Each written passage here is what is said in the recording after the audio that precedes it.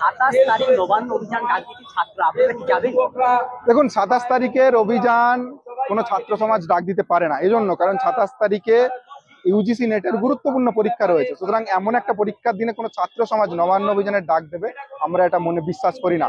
আমরা মনে করছি ছাত্র সমাজের নাম ব্যবহার করে রাজনৈতিক দল, বিশেষ করে বিজেপি, ফায়দা লোটার চেষ্টা করছে এবং তারা নবান্ন অভিযানের নামে সেদিনকার পশ্চিমবঙ্গের পরিস্থিতি রণক্ষেত্র করে তোলার চেষ্টা করছে। সুতরাং আমরা কোনোভাবেই এই ছাত্র অভিযানে আমরা অংশগ্রহণ করবো না।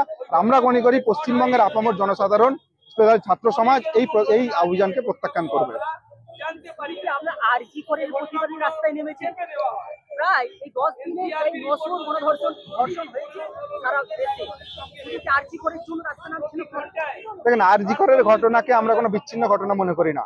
আমরা মনে করি আরজি করের এই ঘটনা ঘটার আগে আমাদের চোখের সামনে হাতরাসের ঘটনা ঘটেছে, উন্নাবের ঘটনা ঘটেছে, মহারাষ্ট্রের একটা বাচ্চা মেয়েকে ধর্ষণ করার মতো ঘটনা ঘটেছে।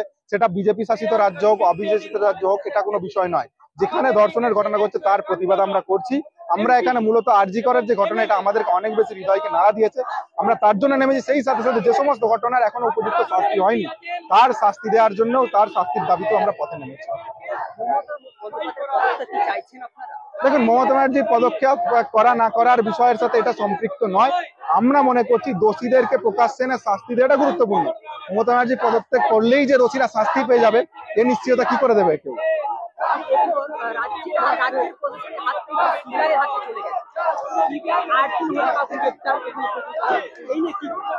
সিবিআই এর কোনো বিষয়ে তদন্ত করা আজকে প্রথম নয়। এর আগে দেখেছি আমরা সিবিআই বিভিন্ন বিষয়ে তদন্ত করেছে, তারা সময়ের মধ্যে তদন্ত শেষ করতে পারেনি।